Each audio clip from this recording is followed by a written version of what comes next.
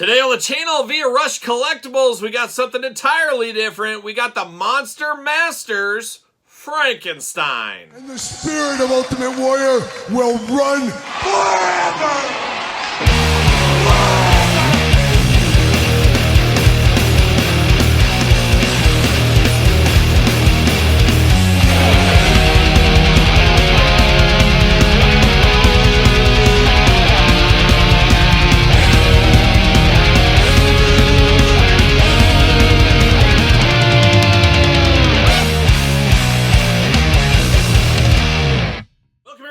Kyle here, and welcome back to the channel for something entirely different here today. As today on the channel, usually when we're talking retro, we're talking wrestling, but we're talking retro monsters from the Monster Masters line from Rush Collectibles, and that's exactly what this Frankenstein comes from. And of course, Rush Collectibles, we usually know them from their wrestling figures we talked about. I've been unboxing their wrestling figures since Wave 1 with, what was it, the Bronson Reeds, the Roadblocks, and of course, Larry Zbyszko. Now, I had issues with the Larry Zbyszko chase, if I remember correctly, where he did fall apart. A lot of people had those issues, but I've been the first to say it. I'm going to call it like I see it. After that first experience, I guess, of figures, highs and lows of the fig game, if there ever was one, I did finally get the French Angel. It took a while, but I did personally get my French Angel figure, and I have to say, while not perfect, constant learning, constant improvement, it was steps ahead of the last one. So now, very interested to see where we can go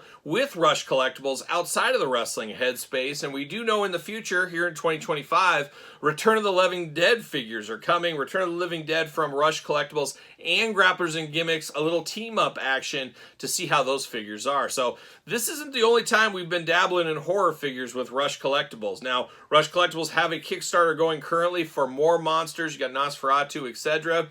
A lot of stuff and a lot of plans from Rush Collectibles in the future. So I'm very excited to check something out for the first time with my very own eyes. Now, very cool packaging design here, and I guess you guys know how we're going to do this review. We're going to do it like we do all the other ones on the channel. We're going to take a look at the packaging, we're going to talk about it, we're going to unbox it, we're going to talk about it, we're going to see where it goes from there. But I do like what I see right here as a mint-on-card figure. Very reminiscent packaging design, of course, of the wrestling ones. Makes sense. Got to get the most out of your molds, got to get the most out of your designs, all that kind of stuff from the factory, so it makes sense. I love that the card is removable. We've seen that before from other retro companies, and this one as well.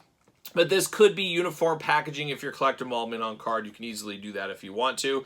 I also love, this feels like a 90s kind of Frankenstein figure. And there's no slight in that at all, because you remember the 90s and even the 80s. There was all kinds of toy lines, all kinds of, there's Mighty Max. And it kind of reminds me of something along those lines, that here's the crazy monster line that's being released in the 90s. And it brings home with the packaging design on this one, with some of the bright colors around a Frankenstein's monster. Because usually in our head, we think of Frankenstein, we might even think of it as black and white. We probably go to the Universal Monsters, maybe the Hammer horror as well.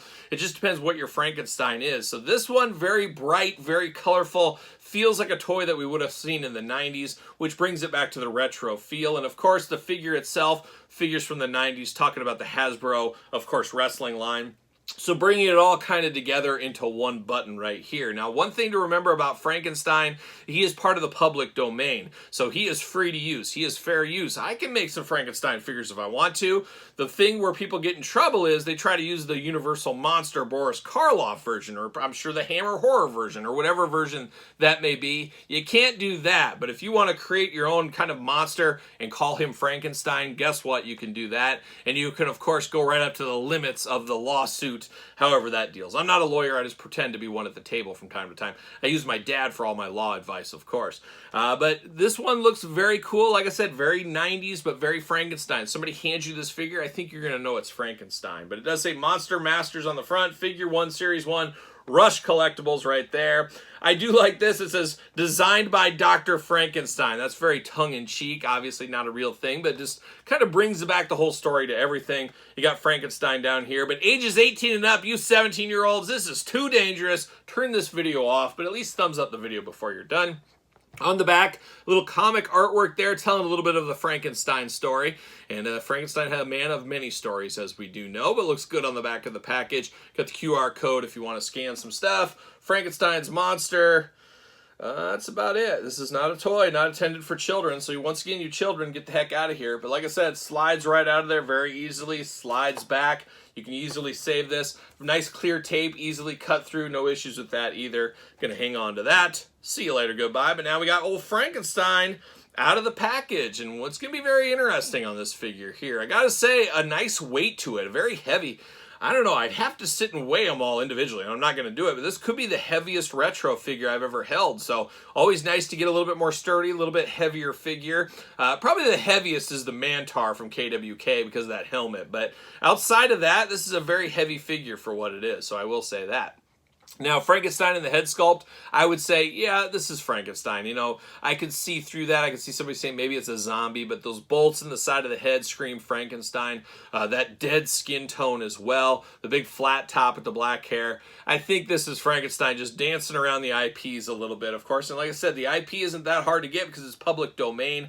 But I could see somebody saying, who is this? Hey, it's Frankenstein. So very cool. Now, the head does remove. That is pretty cool, of course. You know, Frankenstein, when I think of him, I think Universal Monsters. I think of those big stitches right up there at the top, the big staples, and there's his old brain right there. So you do get some of that here, and I like that that is removable. That is a pretty cool action feature. Quite the brains up there. It looks like a big bowl of Jello, red Jello though, but very, very cool there. Like the head, I like to be able to do either one of those ways. So that is a pretty cool action feature. A little bit more gusto with this one because of that. So looking very good. Now really feeling 90s after you get to the head though. You get this bright purple jacket, torn, tattered, and ripped, as you'd imagine with Frankenstein.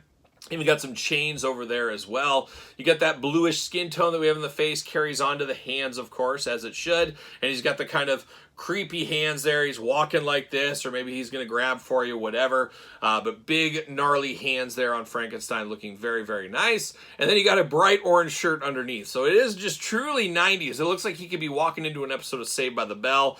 You never know what might happen there, but definitely bright orange shirt underneath. Big old belt around here, big steel belt like he's been held down, and same thing down here at the leg. You got the little chain here, of course, that went up, or not chain, I guess, cuff link down here that we also got up at the leg. So they tried to tie him down, they tried to hold him down, just wasn't going to work. Wasn't going to work for old Frankie. But looking good there as well. Purple in the pants, once again, torn, tattered, everything else. Black boots here, of course, Frankenstein, his big shoes there, his old Frankenstein shoes, looking very good. Now, articulation-wise, head back, far side to side, top of the head removable, as we saw. Arms all the way around. I wouldn't say super tight. I wouldn't say super loose. About perfect, because it will hold a pose no matter which way you want it to do it. So that does work. Waist articulation feeling really good as well. And then that is it as far as articulation goes. Uh-oh, lost the cap off the top. No hole in the foot, though, so you're not going to be able to put him on a stand if you want to. But the head is very nice there. It will stay on. That was just user error on that one. But I would have liked to see a hole in the foot. Not the end of the world. He's going to stand probably just fine on his own, as he does. But for some reason, I always look for the hole in the foot. I don't know. Just a thing I do, I guess. But looking very good here with the articulation. A bigger retro figure, a heavier retro figure. Now, if you were very creative as a kid, and who knows, maybe you're creative now, he could enter your Fig Fed. He could be there. I could see this in WCW in like 1995. I could see this happening, getting Frankenstein. Heck, they had the Yeti after all. So you could put him with your wrestling figures if you want to. He could have some matches against, of course, one Hulk Hogan if you wanted to as well.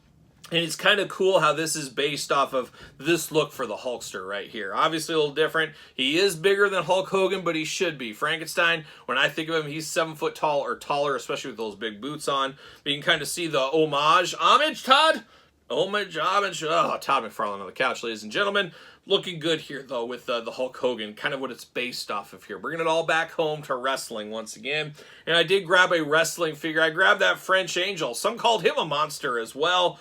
The French Angel right there next to Frankenstein. So a very, very interesting twist and turn, how the turntables turn, as one may say, for Rush Collectibles here. I have a feeling that, you know, they have turned away some buyers for their wrestling, just with some of the long waits and some of the back and forth on social media and stuff. I understand that. And, you know, we say it on the channel all the time. You lose a customer a loaf at a time, you get them back a slice at a time.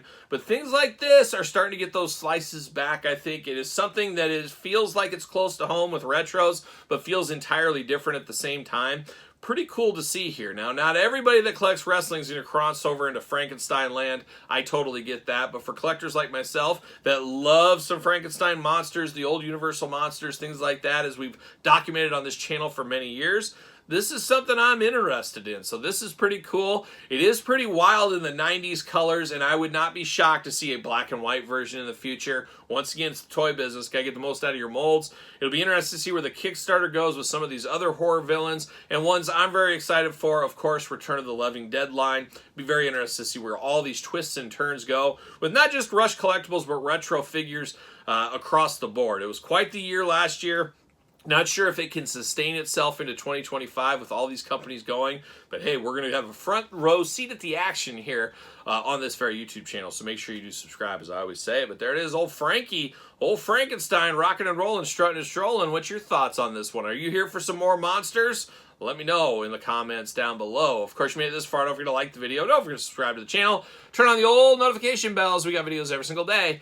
And then some. We got even more content for you, of course, over on Patreon. Patreon, best way to support this YouTube channel and all the content it does bring. Check out, of course, ProWrestlingTees.com. Pick up a t-shirt. SirPaul64 on the X, _Kyle_Peterson on Threads, and on Instagram. So for Mr. Frankenstein, I am Kyle. See you guys all real soon.